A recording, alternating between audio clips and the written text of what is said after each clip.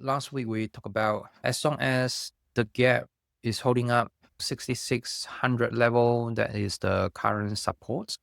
We're likely to see S&P 500 going to test 6800. Last week we do have a pullback. Look at where it stopped. On Thursday, we get a dip to about 6625, retest the gap. We already have this demand tail. Here is another one, retest the gap, and then form a harami. This is inside day bar on Friday. That's a bullish harami. Suggests that this downswing could come to an end with a bullish move to the upside. Yesterday, we get a rejection tail, suggests that there's still supply presence. Might need to see another test, hopefully with a higher low, and then swing up from here and to test a previous high and to go beyond to 6800.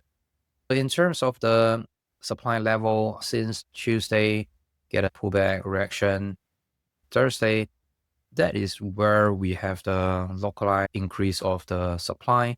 So far, this gap support level around 6600 provide some decent supports. Has been proven the first time. This is the second time. We could take this 6600 as the immediate support level for S&P 500. As long as this is holding up, we can expect more upside ahead. But a more meaningful support level would be somewhere around 6450 to about 6500.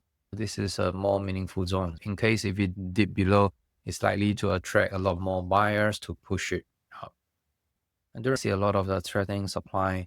So far, this is supply attempt to go down, get a demand tail. Buyers show up at the 6600 gap support zone. This is another localized increase of the supply. Again, buyers show up with a demand tail at the support zone and kickstart another upswing. Hopefully, it's taking more time to consolidate. Coiling like this. I also mentioned in my email sent out yesterday regarding the seasonality. September has been bullish, unlike what the seasonality telling us, because the whole September has been going up. Even with this pulling back, it doesn't matter that much. This is still a healthy pullback and also healthy upswing. According to the seasonality, we could have some volatility come in September all the way until somewhere around middle of October. If that's the case, then bear in mind, we still have another 2 weeks to go until the middle of October. If it could hold up the gain with some console, means it could drop around with normal volume or even decreasing volume. That will be helpful and constructive into the Christmas or the year end.